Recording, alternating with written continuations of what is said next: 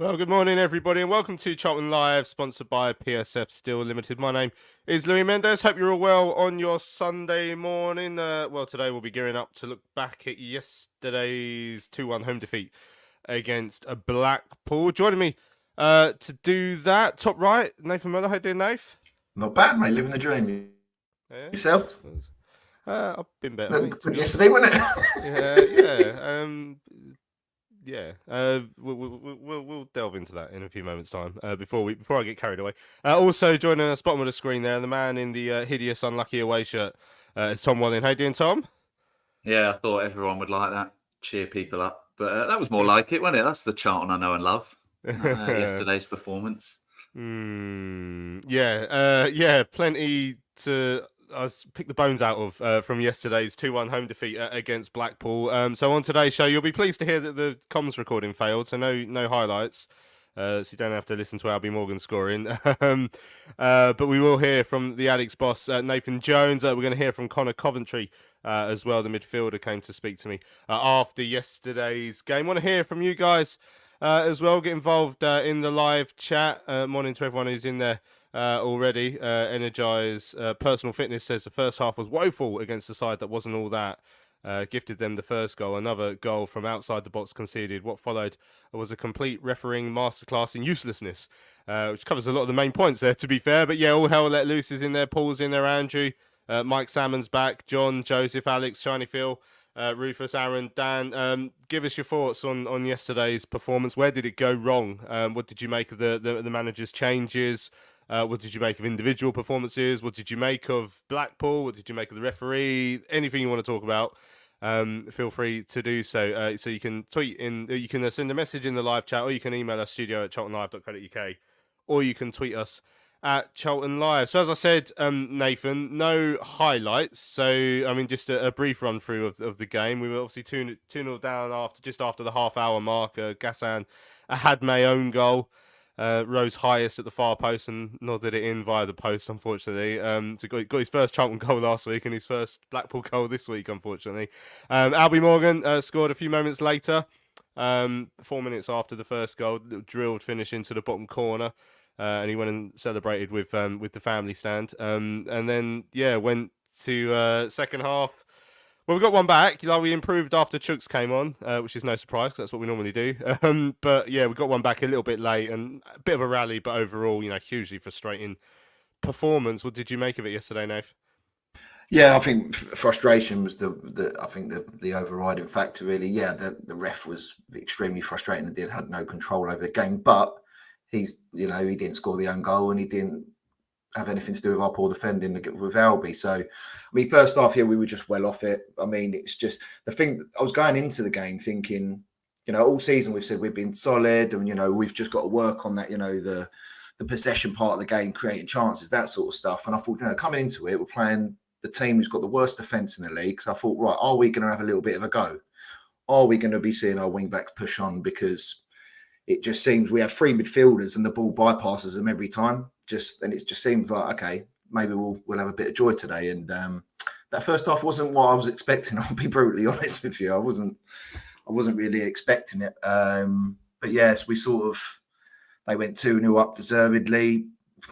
In every transition they had, they looked dangerous. We just didn't really do anything. We huffed and puffed, got a little late goal, but no grumbles on the result. I don't think we deserved any. I think it would have been robbery if we even got an equaliser, really. I know we had a little bit more territory second half, but I just thought we were poor around, really, and I think those subs showed it. But difficult one, but all season we've been praising them, and rightly, we're going to criticise them today. You've got to take it both sides, and yeah, we were really poor yesterday, and I don't think many people come out of that with a rave review, shall we say. So disappointing one, but our next four home games are against, obviously, Birmingham, Wrexham, who's the other one, Stockport and Peterborough. So got kind of some easy ones coming up now, so it's going to be a big October. Yeah, certainly. I mean, before we delve into the reasons why and why it happened, Tom, I mean, certainly that first period was just the polar opposite of what we've come to expect from us defensively. It was exactly what we've come to expect from us going forward. We struggled to create chances and we struggled to get our foot on the ball and look fluid. But that has been sort of negated by the fact that defensively we've looked good and solid and structured, and like I say, we get on to the reasons why that might have changed soon, but certainly that was not how we looked in that first half yesterday. Totally. Yeah. And I think I said it in our WhatsApp chat yesterday that every game has felt like there's been an element of control. That's basically what our performances are based on. It doesn't mean we could completely boss games. And as you say, it doesn't mean we win games comfortably, but there is a structure that's very clear, and there is a control in the performance. It's very rare that it slips away from that. But yesterday was complete chaos. Players were all over the place. There didn't seem to be any clear shape. We were forced into the early change. We had to change formation as a result. It just seemed like all that organisation and structure, which this team is built on, had just completely disappeared. And credit to Blackpool, they took advantage of that. And for 20, 25 minutes in particular, I thought they were excellent. But we made it very easy for them as well. We were sluggish. We were second to every ball. As Nath said, the midfield's just completely bypassed, although that's not the first time we've seen that. And the changes didn't work. And yeah, it's a bit of a wake-up call, isn't it? I'm not going to get carried away because it's been a very, very good start to the season. I think we're only 1 point off our 2 points per game still. But at the same time, perhaps, every result that we've won, we've been coming into these shows and saying, well, look, we got the victory, but the performance wasn't great. Maybe we need something like this. Maybe we needed something like this to go, okay, now this is clear that we need to be a little bit better in games.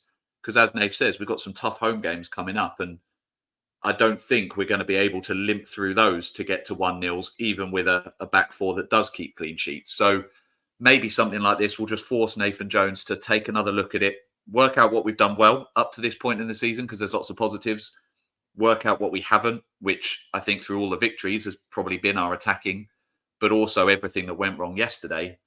And hopefully just try and bounce back again and maybe just have a little bit of a reset. I don't think we were getting carried away with the wins either. We knew that there was work to be done, and I think this has just highlighted that. So, yeah, a really, really, really poor performance yesterday, particularly the first half. As Nath says, I was slightly worried that we might nick an equaliser at the end, because that would have completely papered over the cracks, and we wouldn't have deserved it, and it would have been easy to come on this show and go, aha, look at us, we managed to rescue it. And that I'm glad we're not doing that, because I think we need to interrogate this defeat, because the performance wasn't good enough. Right, I've got a theory then, Nath. Hear me out.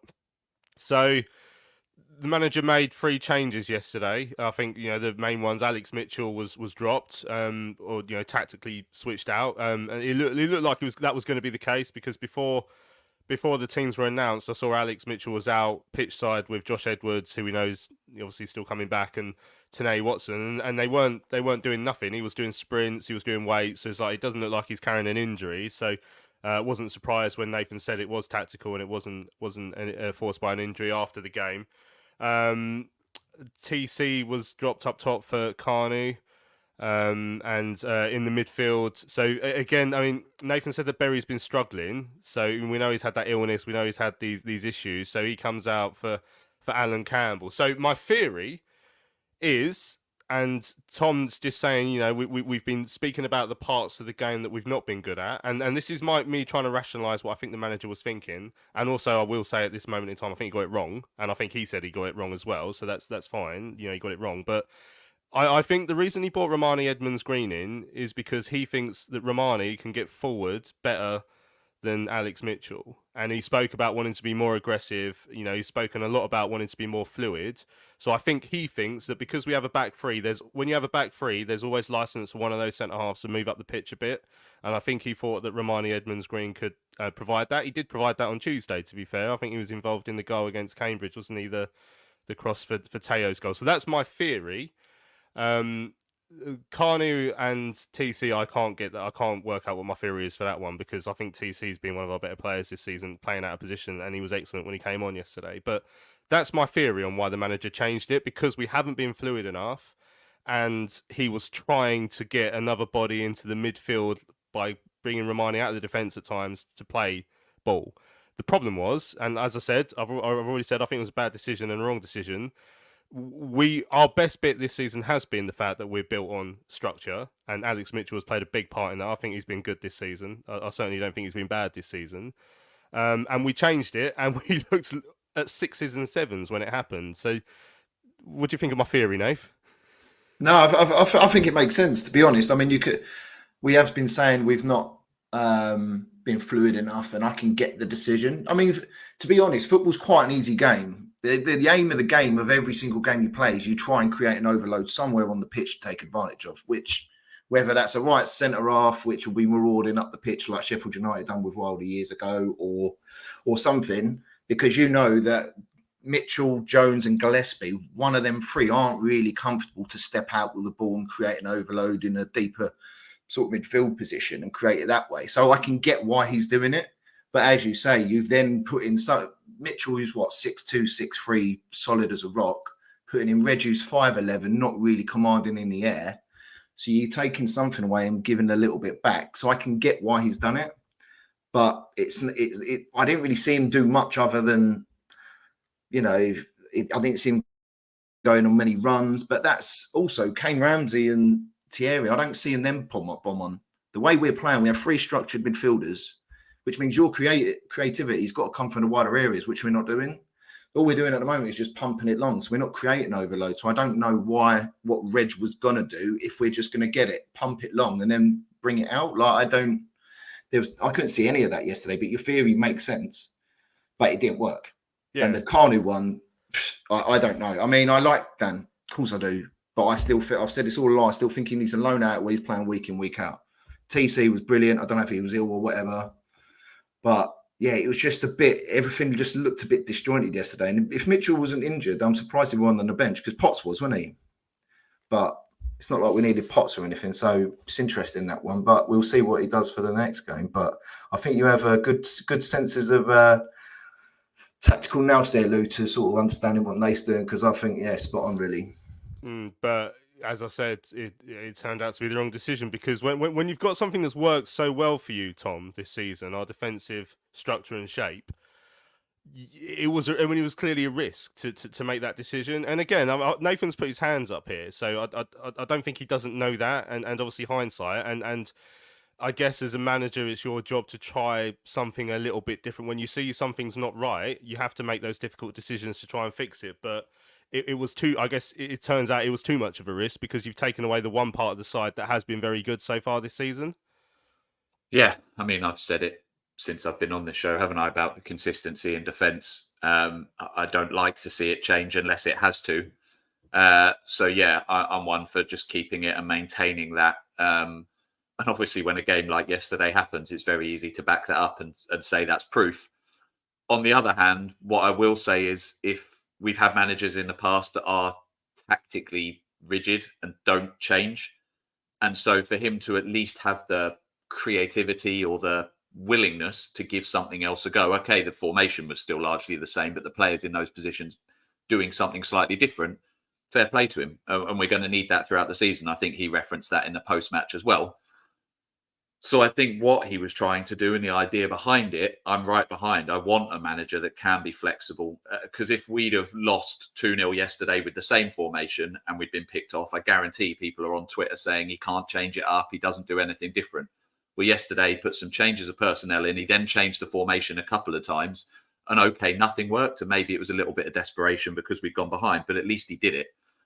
So that's the positives, but the negatives are it didn't work. And you're looking at those players now and you're thinking, well, if he does want to change it again, does he feel like he can trust Reg? Does he feel like he can trust Alan Campbell, who I thought was pretty poor? Can he trust Carnu, or does Carnu need a loan? Obviously, we've got Miles coming back, so there'll be more options up there soon. But yeah, as I say, I think the idea behind it, I'm right behind. It's just the execution yesterday.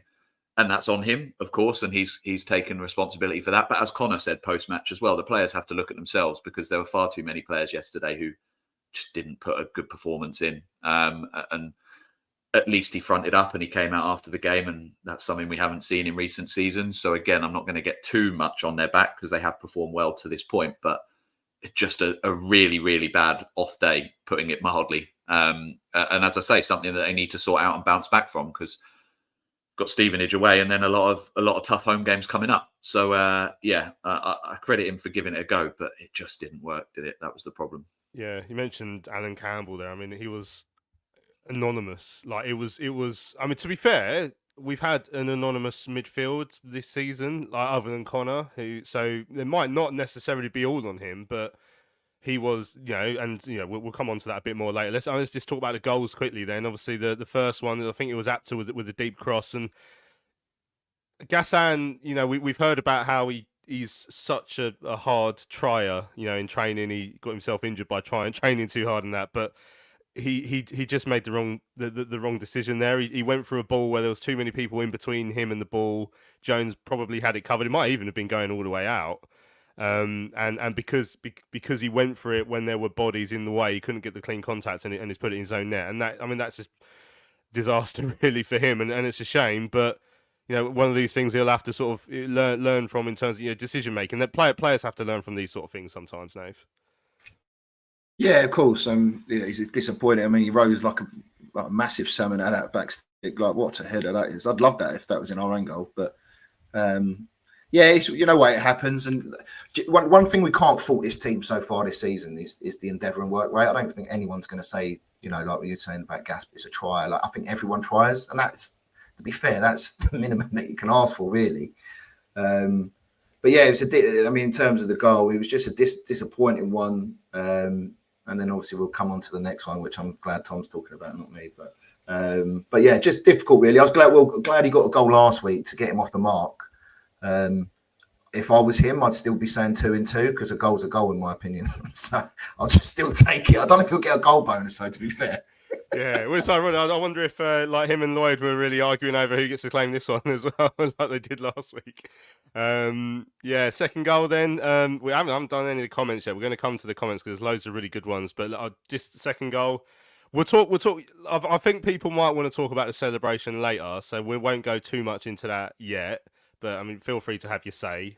I have my opinions on celebrations and stuff. I'm not that bothered. But Tom, the actual goal itself. So again, they got him way too easy down our right, and the cross came in, and Connor's sort of got something on it, and then it's a free man on the edge of the box, which again is a concern. Although with the pace of the move, sometimes that can happen. But yeah, Alby, we said on Saturday he's perfectly capable of scoring a goal against us. He's perfectly capable of doing all sorts of things on his day, and he's perfectly capable of doing things badly when it's not his day. But he got his goal, and it was a tidy finish. But obviously, from a Charlton point of view, we've got to look at the defending for that one. Again, something I haven't had to say too much this season.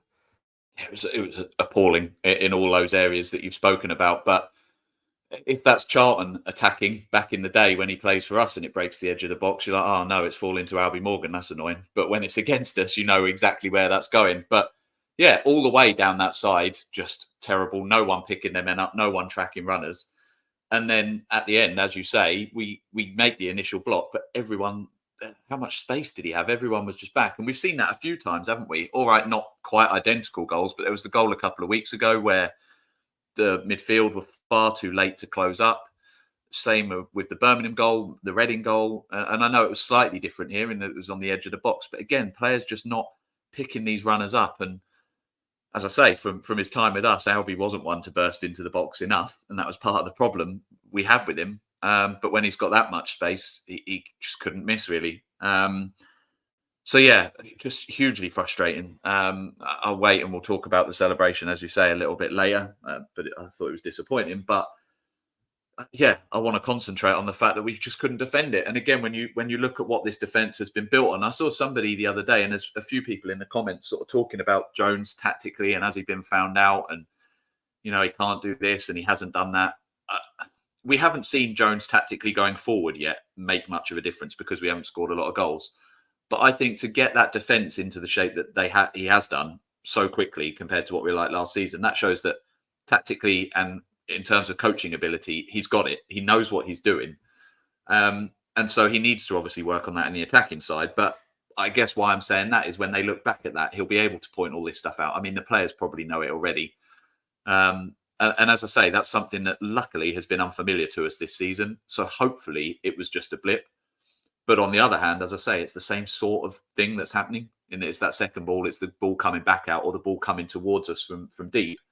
And players just not closing down enough. So needs a lot of work, doesn't it? Needs a lot of work. And it's, as I say, it hurts even more when it's Alby Morgan doing it. Although I wouldn't have minded had he not gone and done what he'd done after. But yeah, it was, and that just sort of sucked the life out of the game, didn't it? I think we were kind of stunned by it because I think both goals happened so quickly. And then when you're 2-0 down, it's like, right, now we need a bit of a miracle to come back. And we nearly got it. But yeah, I think at that point we couldn't have had too many complaints, to be honest. Mannion had made a couple of good saves. I don't know if that was before that or after, but they were creating a lot of chances and yeah, deserved to be 2 goals in front. Second half, I don't like. I'm not tell. I don't like to get sucked into refereeing and all that too much. It can be frustrating, and when he put on 12 minutes of added time, I actually thought, oh well, he's done something right there because it was quite obvious what was happening with Blackpool and genuine nuclear levels of time wasting, which you get used to it in League One. That's just, it felt like they took it to another level. I genuinely feel like we should still be playing now. But so the referee did the right thing by adding on the time, but he did the wrong thing by just getting sucked into it, into the way they were playing. And as Nathan Jones says in the interview, which we're going to hear very shortly, that he facilitated it.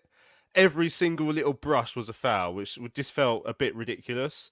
And yeah, the fact that helped to completely ruin any flow, and we didn't have a great deal of flow. And to be fair, as soon as Chucks came on, we looked dangerous. Shock, horror. We bring on Chucks, and we look like a good side again. But that that was quite a frustrating refereeing performance yesterday, Nathan, and from Blackpool. It reminded me of Watford when we were in the Championship in about 2012. Who I absolutely hated that side, and Blackpool were almost were doing it themselves. And I was like, blimey, that's a bit of a, I'm going to say a throwback, but actually I think that's probably going to happen more and more this season. Yeah, I mean, to be fair, looking at the heat maps, I think the Blackpool physios covered the most ground yesterday of any person on that pitch. So I hope their legs are all right today. But listen, I think in terms of game management, I have no issue with it in terms of from a Blackpool's perspective. But after the first 2, they knew they could take the mickey 100%.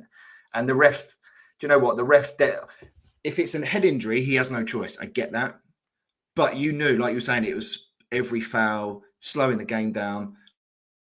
I'm more in the camp now. This is happening because we've done it already. As Mannion went down the other week because a goalie can't go off the pitch. So a lot of teams are understanding now. Also, if 2 players go off, 2 players can't go off the pitch. So that won't happen. What they'll have to do eventually, they'll do rugby. You go down injured, just the physio and just play around them, mate. Just do that. That'll be banter. That's what I would do. And then no one's going to do it. The thing is, as soon as you give someone, they're always going to find a way of doing it. So everyone now, 2-0 up, away from home, game management. I'd be doing it if I was a manager. I'd be like, right, not every foul, but like you'll just take the sting out of the game. You're under a bit of pressure here. Like when there was that goalmouth scramble, we done it. And he went down with like holding his leg and he's all smiling to the covered end going 2-0. Like, I get it. Like, it's annoying and very frustrating. But unless you manage the whole situation and just go, right, you could be injured if you want. If you want treatment, you will just get someone on and we'll just play around you. Or like just get Chucks to run at you and just like close you on the line you or whatever. I don't know. But frustrating, but I get why Blackpool done it. They managed the game. They're 2-0 up away from home. They've got the worst defence in the league. They are going to slow the game down. Took the mickey and the ref just took it. So that's, I don't think the referee assessed there yesterday. I think I'll be having a word with him just saying you lost control of that because the second half was so bitty. It was so bitty, but frustrating. But there will be a game that will be doing that this season, 100%. Yeah, that's the thing. That's why I try not to get too carried away with it. But well, God, I hate it when you're on the receiving end of it. We had chances. Like, yeah, we can't say we didn't. Blackpool obviously hit the post in the second half as well. But I think the save from Lloyd Jones's header by Harry Tyrer was a fantastic save. Mannion's double save in the first half, by the way, brilliant, absolutely brilliant from Will Mannion. So well done to him for that. But we've got the guy, and EK probably should have done better with that header when the keeper came off the line. Obviously, Berry got one back. Godden had to do better with the chance that fell his way, whether it was actually being more composed and squaring it. But he's put it across. And then obviously Berry's free kick late on. So there were moments. We got the goal. There was a rally. You know, you expect nothing less, I guess, at the end of a game like that, Tom. Yeah, and we've been in games like that where we've gone on to draw and sometimes even win games like that. But as I say, that would have been totally undeserved yesterday. It's probably the most chances we've created in game possibly this season, or almost decent chances. Our, Because as our you say, XG, our XG was like nearly 2, which is unheard of yeah, for us. well, there you Unheard go. of. There's the proof. And I think, as you say, Chuck's got under that header, didn't he? And that was a shame. And then, yeah, I can't believe that Lloyd Jones chance didn't go in. I still can't quite remember. Well, I remember what happened, but I couldn't quite tell what happened despite sitting just behind the goal there. So, yeah, as I say, would have been totally undeserved. I'd have taken it, of course. But yeah, it's you can't even really say that it's a positive that we created those chances, because we were only creating so much because we were on the back foot and we were having to push forward. I think if we're kind of one all in a game like that, we're probably not going on and doing that. So I don't think we can read too much into it, except for the fact that we got the goal back. Good for Berry to get his second of the season. Obviously, as you say, he was dropped, whether that was because of this illness or whatever it was that Nathan Jones was saying. He's come back in, he's got a goal, that's good. And there were chances. Danny Hilton coming in, how much, he's not Cristiano Ronaldo. He's not going to turn these players overnight into world beaters. But if he can do any sort of attacking work, maybe another of those chances goes in. But my real concern is we're not doing that from the start of games at all. And obviously the first half yesterday was as bad as it's been all season. But even when we've been okay, and largely first halves we haven't been, but even into the second half of games, it's not like we're creating a lot then either. So like you say, probably highest XG of the season, and that says a lot. But that's something we just need to get better at throughout the game. We need to be creating chances like that. I think somebody in the comments earlier said, did we have any fluid attacks this game? And somebody had replied and said, if we had any all season. And it's true, we are scoring goals, but we're scoring very few. And as I say, it's not really with any kind of pattern or strategy that I can see yet. And that's the concern. And that was the concern when we were winning as well. So I don't think that's too reactive to say. And as I say, on terms of points haul, we are doing okay. But yeah, I'm not going to look at those goals in the rally late yesterday and think that that's too much of a positive sign, because it was just sort of chucking the kitchen sink at them because we were behind. Right, let's hear from the Alex boss, Nathan Jones. We've got loads of really good comments in the live YouTube. We've got some emails, we've got some Twitter comments as well. I'm going to try and get to, because there's hundreds of them. So don't be offended if we don't get to all of them. But there's loads of really good discussion points that you guys are bringing up. So we will get to those after we hear from the Alex boss, Nathan Jones, because some of his decisions were, of course, part of the discussion points from yesterday as well. This is the Alex boss in conversation with me after the 2-1 home defeat against Blackpool. Against Blackpool today, how did you see it? Just for me, it's really frustrating. Frustrating with our first half performance, because I thought Blackpool were excellent, and we weren't aggressive. We were passive, and we allowed them to hit us on transition so much because of how passive we were. Then frustration after the second half, how we didn't demonstrate enough quality. Frustration with that we didn't get 2 penalties, and frustration with the way the game was second half, because it became farcical. Yeah, I mean, you say farcical. There's a lot of stoppages certainly in that second half. Yeah, look, for me, certain people got to be better. We should have had 2 penalties, two clear-cut penalties. So we should have had one. Listen, first and foremost, I'm not taking anything away from Blackpool. I think Blackpool have been excellent today. As an away team coming here, no one's really done that to us, and they could have scored more. So that's the first and foremost. Then after half time, we should have had 2 penalties. We didn't show enough quality in the final third. And then every single time anyone went together, it was a free kick. And there must have been 200 stoppages. It's probably a world record. I think it's probably a world record. And then it became farcical. Did you speak to the referee about it? Yeah, I spoke to the referee about his performance. And I know the referee's experienced referee. Have gone in, they've been very calm. I've asked him first and foremost about the penalties, and he reckons, which they are. We've watched them back, so they're 2 pens. And then secondly, just the way the refereed it, he has to realise that what one wants to do. And fair play for them, they were very clever in what they done. And then the referee facilitated that. Gave a free kick for absolutely everything. I mean, everything. If you breathed on someone, you got a free kick. And then it absolutely ruined the game as a spectacle, with no flow in the game. So it just became 200 sporadic events. And they have to be better. So that first half performance, where do you think that came from? So it didn't look like your side, it felt like they were being opened up a bit more than we were used to seeing. Well, we didn't. Anytime we turned the ball over, they score. Because on transition we were poor, we were passive. Back three were too deep. Wing backs didn't get to anyone. They were able, and they just looked better than us. And fair play to them, they deserved the 2-0 lead and could have been more. Second half we were much better. We changed shape towards the end of the first half. We were much better, and then obviously when from 70 minutes on, I thought we dominated the game and we could have got something out of it. And that's the frustration for us. We should have demonstrated more quality, got more people in the box than or in and around the box, shown more quality, but we didn't. So that's the frustration. And then the other one is obviously with the penalties and with the way the game panned out. You looked to make a change early in the first half, which obviously you don't often see. Is that just because of the way that first half was going? Yeah, we had to change shape. So I had to think about what do I need through the game and so on. And we were passive, people. And look, I changed one or two personnel today because of certain things. Luke's been struggling, Luke Berry's been struggling. I felt I wanted to just play a little bit more, be really aggressive, so I brought Romani in. But look, it's my fault for changing the team.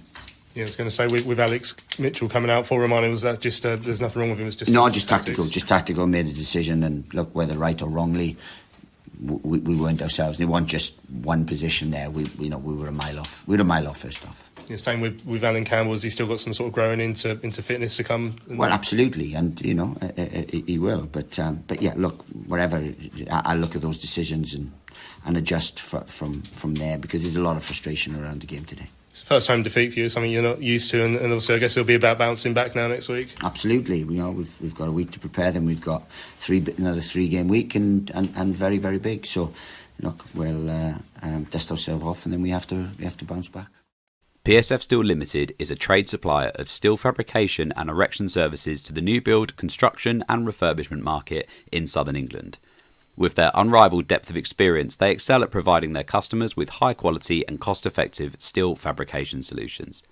Their customers include national and regional house builders, such as Barratt Homes, Bellway Homes, the Vistry Group and Taylor Wimpey. They pride themselves on their service-based ethos and commitment to customer service excellence, which includes full technical backup and on-site services and support. If you would like more information, go to www.psfsteel.co.uk. That's www.psfsteel.co.uk. Hello fellow addicts, I'm so excited to tell you all about our micropub, the River Ale House. The River Ale House is based in East Greenwich. It has 6 Pub of the Year awards, an ever-changing selection of amazing beer. It's owned by Charlton fans, walkable to the ground in just 20 minutes with buses that go direct to the Valley too. If your matchday routine includes a drink with your friends, you must join your fellow addicts in the river. See you soon. Right, welcome back to Charlton Live on your Sunday morning. Hope you guys are enjoying the show. Just before the break there, we heard from the Addicts boss, Nathan Jones, after yesterday's 2-1 defeat against Blackpool. Obviously, asked him about some of the decisions he made, and he clarified that Alex Mitchell coming out was a tactical one. I mean, just looking at some of the comments, I mean, Stuart says 4 clean sheets from your first 6 league games, and then he drops one of the 3 centre-halves in Alex Mitchell. It makes no sense. Dean says he thought that Mitchell was a big miss yesterday. Joseph said, I think Nathan Jones' decision to replace Mitchell was a tactical mistake. It didn't pay off, and it really affected our direction at the back. I mean, when you heard the manager speaking about it there, and he made reference to, analysing his decisions, and it's my fault for picking the team, that sort of stuff. I think he's going to look inwardly after that decision, Nath. Yeah, I think he will. I think every game he'll do the same. He'll debrief, look at what went wrong. I was going to say what went well then, but that'll be a very quick meeting. But yeah, he'll do the same as usual. We'll have a look, and yeah, he probably will he'll probably sort of come to rue that decision a little bit. But listen, like Tom's already said, I'd rather at the beginning, we've scored 2 goals in a game in the league once this season, which was against Bolton. We're still fairly healthy in the table. So he's obviously tried something different. It was, there was a time where if he was doing the same thing over and over and over and expecting something different, then we'll be moaning saying change it up. So I get why he's tried to do it. It's not worked. It happens. Life goes on. But yeah, he'll have to look at that himself. But I still think he needs to look at where the flair is. I mean, other than TC and Chooks, I just don't know where. If you go 1-0 down, you're going, right, where are we getting 2 goals from? You haven't got anything different apart from TC and Chooks. You're like, we haven't got the most. Thierry doesn't seem the same. Kane doesn't really get us forward as he probably wants. And it's like, where are we getting those goals apart from the ball over the top? Where if that doesn't pay off, then what else have you got? And it just looks it just looks a little bit too structured at times, if that makes sense. So I think you just got to get that balance of that structure and being fluid. I know that sounds so much, it sounds very easy. Hit me sitting here just telling this is what needs to be done, but that is in essence what we have to try and find that balance for, which you tried to do yesterday, and it didn't work. So, but yeah, I'm not panicking yet, but yeah, I think he'll probably be looking a little bit inwardly on that decision. Yeah, I mean, it's because I've said it all season. Like we have found something that we're good at. And that's a base to build upon. So I would have been really reluctant to have changed it myself yesterday.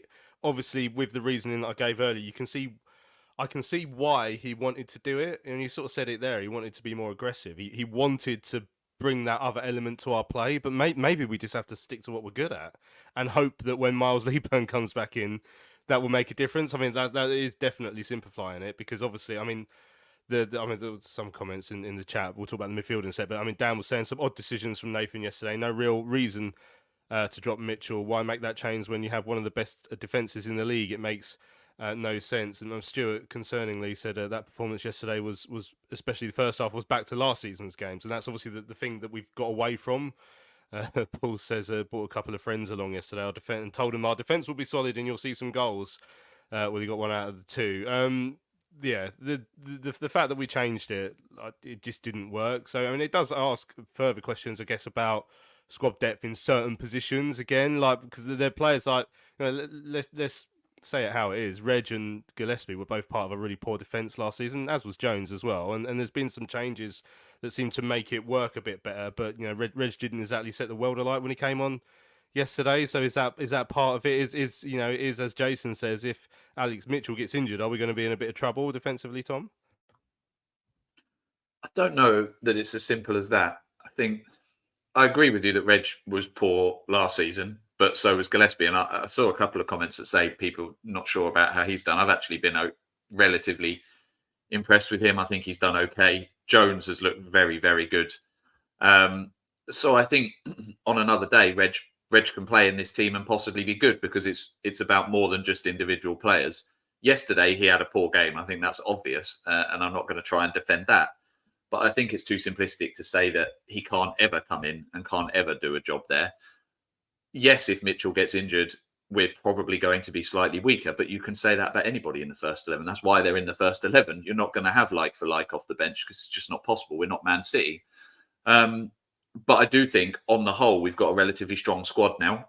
Again, not brilliant, but relatively strong. Certainly one that can compete up to a point, other than those that are spending hundreds of millions.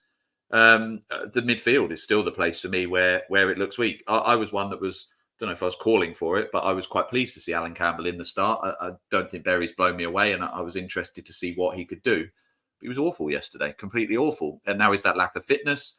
I wasn't impressed with him when he came on. I think it was against Rotherham.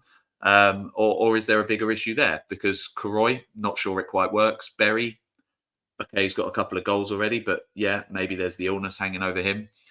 Doc, I haven't been quite as kind of on Doc as some people have been around his lack of performances. I'm not entirely sure what it is he's being asked to do. I will say that. But yesterday, again, just really, really poor from him. So the midfield's an issue, because at the moment we're bypassing it, and I don't know whether we're bypassing it because it's bad, or whether we're choosing to bypass it anyway, and that's why the midfield looked bad.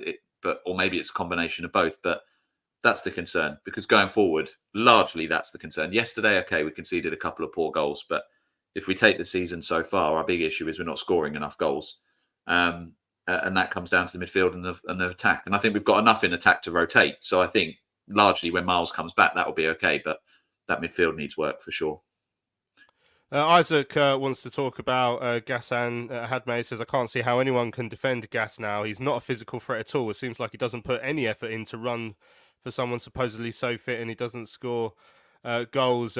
Daniel says, I don't understand what Nathan Jones sees week in, week out on the pitch when it matters. What does Gas bring? We need a new pairing up top. Great that he can run for 90 minutes. So what? I need someone to score. I mean, he scored last week. Scored yesterday, as we mentioned, Nathan. Bullet header off the post. It was very similar actually to Jan Kermigan's header away at Blackburn in about 2013, maybe. just at the wrong end. But yeah, I mean, well, what can you tell us about Gassan's performances this season and what you saw yesterday? It's hard, really. I do feel for him a little bit, but I think early in the season you could tell he wasn't sharp.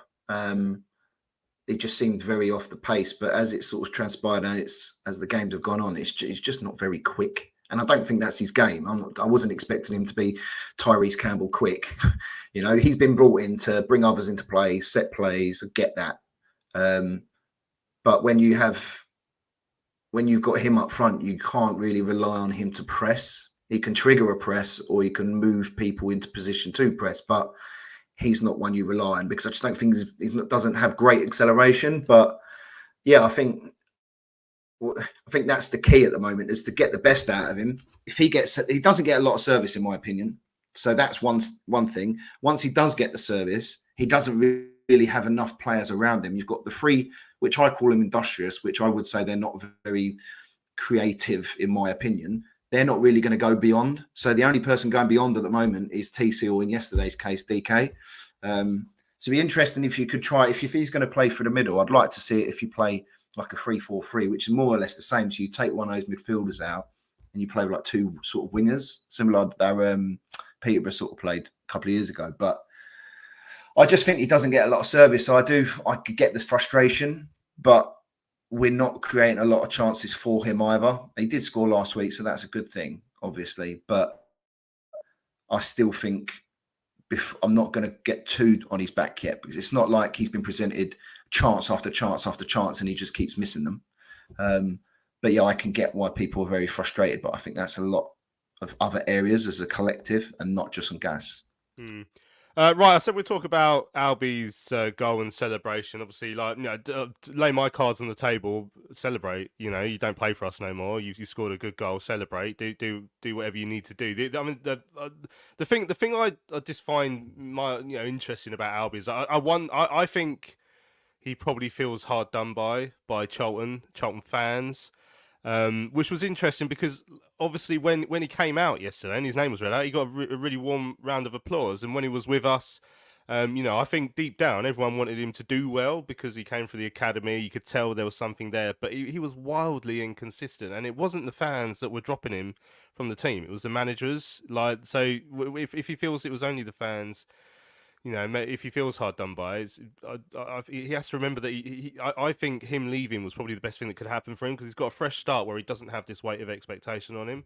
And having spoken to Blackpool fans last season, remember when we asked the question last season, we all sort of laughed at the guy's response because he was he sort of Alby Morgan inconsistent and maybe this year he's obviously coming back from injury, but hopefully he'll start to look better for them. But the way he celebrated to me just suggested maybe he did feel a little bit hard done by. Apparently he told their media that there's a bit of relief coming back from injury and getting a goal as well. But like I say, celebrate. It'd be weird if you didn't celebrate because you don't play for Charlton, you play for Blackpool. So I've got no personal problem with it. Alex says don't mind ex-players celebrating against us. We're the ones who let them go. John says no problem with the way that Morgan celebrated, but Michael says it just shows all the time our fans stuck up for him was absolutely pointless because look how arrogant he is. Needed more abuse. Clearly thinks he was hard done by instead of pony. And that's the thing. When if he felt hard done by at Charlton, like I say, it weren't the players, it weren't the fans that dropped him. It would have been the managers. It's not just the fans' opinion that counts on that matter. Stuart says he has no issue with Morgan celebrating the stick he took whilst he was here, rightly or wrongly. I would do no different if I was in Morgan's boots. I mean, Tom, you said you had a view on it as well. I'm interested. So he says it was whatever it was coming back from injury. If that's the case, fair enough. It didn't look like that to me. Because after he'd done his little jump and celebration, he was pointedly directing another cheer at the fans and pumping his fists. So what I find strange is I would say most of the fan base were very patient with him, given his inconsistency. As you say, came through the youth, got a great round of applause, which I think was nice at the start. Sure, I assume he's heard that. How much he's taken that in, I don't know. So I just found it a bit classless, personally. I'm not going to get carried away and say never want to see him down here again or anything like that. I don't care that much. But and like I say, he's given his reason, which is not to do with the club. But I think this club gave him a lot. We gave him a lot of opportunities. The fans, in particular, very patient with him in a lot of bad teams. Let's not forget. And in that season where we went up under Bowyer, and he played a big part in some of those performances, I think lots of us have a lot of good feeling towards him. And I feel like that if he's done that celebration to get back at the fans or the club or whatever, he's probably lost a lot of that goodwill. Will he care? Probably not. He's a professional footballer. He plays for another club now and you move on. But it just seemed a bit unnecessary for me personally. As I say, I'm not going to lose sleep over it, but yeah, just didn't really feel the need to direct it that way. But as you say, celebrate a goal for sure. Yeah, Michael says I'm not being funny, but he's done nothing there, as he will be a downwards move next. Simple as. Well, he's I think he had a 3-year deal, so he's still got another couple of years to try and do something. Like I say, he's been injured at the start of this season. Paul says, why celebrate anyway? It's a given they'll score against us. Bond did it more than once, and he is now in the National League. I mean, that is like just still one of all the many things that were bad about last season. The fact that Macaulay Bond scored his only 2 goals of the 21st century against us for 2 different clubs who were both crap as well. Like, oh, there we go. Luke says, if you're upset about a former player celebrating, you're a softie. It's hardly like he's a legend of the club, but he certainly isn't. Right, let's hear from Conor Coventry. I think there's some big discussions to be had about the midfield. Conor Coventry, part of it. I did put into him about the fluidity in midfield. Let's hear what Conor said after yesterday's defeat against Blackpool. Today with the defeat against Blackpool, how did you see the game? Yeah, I think general consensus, we all thought we weren't good enough. We could feel that in the first half. We were miles off what we've the standard we've set.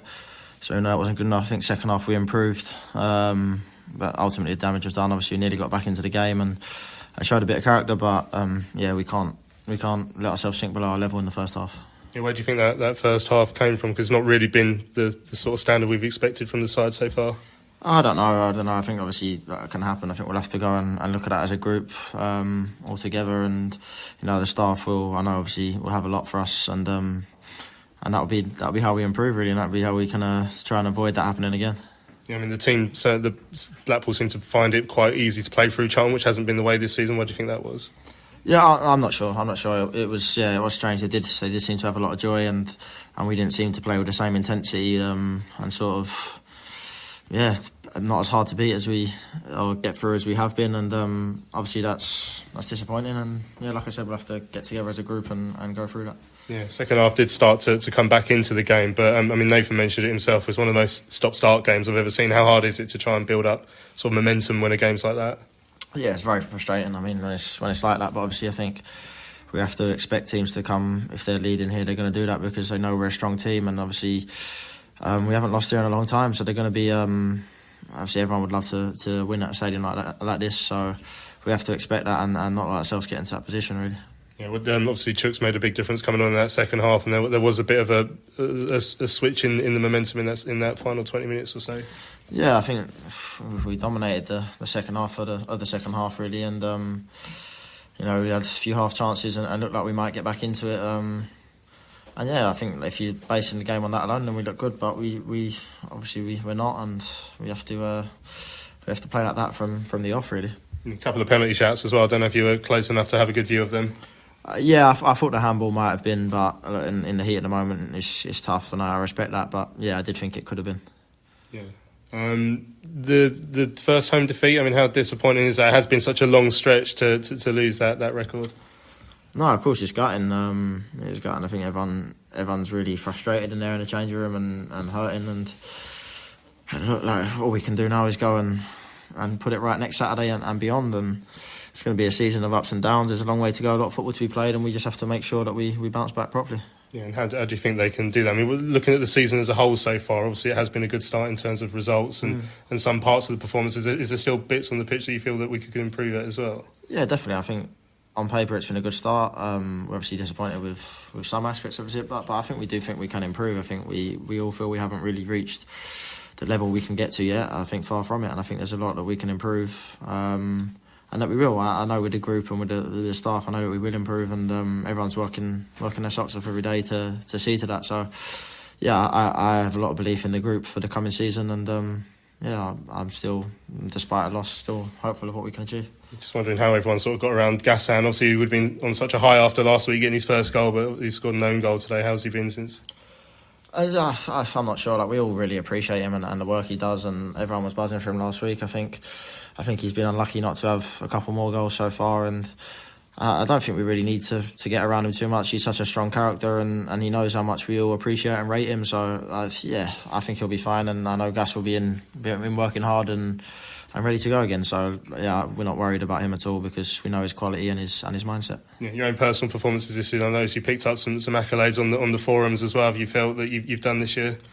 Yeah, okay. I feel like there's still a lot more to come. I feel like obviously the gaffer's improving me a lot, and I feel like I'm coming on, and I just want to keep doing that. And obviously the main thing for me is team accolades ahead of personal ones, which obviously want us to win every week, which is the aim for me going into every game. So I feel like I'm improving, but I still feel like there's a lot more I want to see come out in my games. Yeah, we see a lot of what you do sort of in front of the back three as well, and keeping that tied in. That's been part of the big structure. But a lot of people have spoke this season about perhaps, Nathan has said a bit more fluidity going forward. Is that something as a midfield that you all feel could improve upon? Yeah, I think it's something we can improve on. I think it's something we are looking to improve on, but we just have to find the right balance of having that strong structure, being hard to play against, and also having the fluidity at times. And again, I think we'll get there. I think it's a work in progress. We're still a relatively new group, and I have a lot of belief that we'll find that right balance and get it right. Yeah, 7 games in. I mean, obviously it's a disappointing result today, but it has been a good start. You sort of looking at what Charlton can achieve this year and think that the squad is there to go on and do what the fans hope they can do. Well, of course. I mean, obviously we feel how much the fans want it, and we'll want it as well so much. And I think we've identified that as early as that's the goal. We want to achieve promotion, and like I said, it's going to be a season of ups and downs. And I think we, as a group, we need to keep belief in each other and keep working, keep ironing out things that we need to improve on, and I believe we can definitely achieve something. There we go. That's Conor Coventry after yesterday's defeat against Blackpool at the Valley. I spoke about the fluidity in the midfield with him then, Nathan, and it's clear. I mean, he says that we have to find the right balance. And it's clear in the midfield that we haven't yet, and that's not Conor's fault, because I'd say out of everyone who's played in midfield this season, he's stood out by far, doing his job very well. But Doherty yesterday, Alan Campbell, who we've already mentioned. I mean, Luke Berry at times this season, we're not seeing almost anything from them. It feels like we just don't. They don't. I'm going to sit down and do the stats on how many times they've touched the ball, because it feels like it's not much.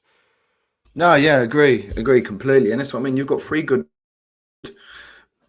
Let's have it right. I know Conor Coventry split opinion before, but he was playing in the Europa Conference or where it was. I know it was only little bit parts, but he was playing there, so he's a good player. Alan Campbell has played most of his career, in Championship or whatever, and then obviously Luke Berry, so who's come up through the league. So we've got good midfielders. You've got Karoy coming through as well, and Terry Taylor's on the periphery and stuff like that. So we've got good midfielders there. We're just not using them, and that's what I find. Like, I get that if you want to turn a team around, you go over into the channel now and again. I get it, but it just seems that's all we have.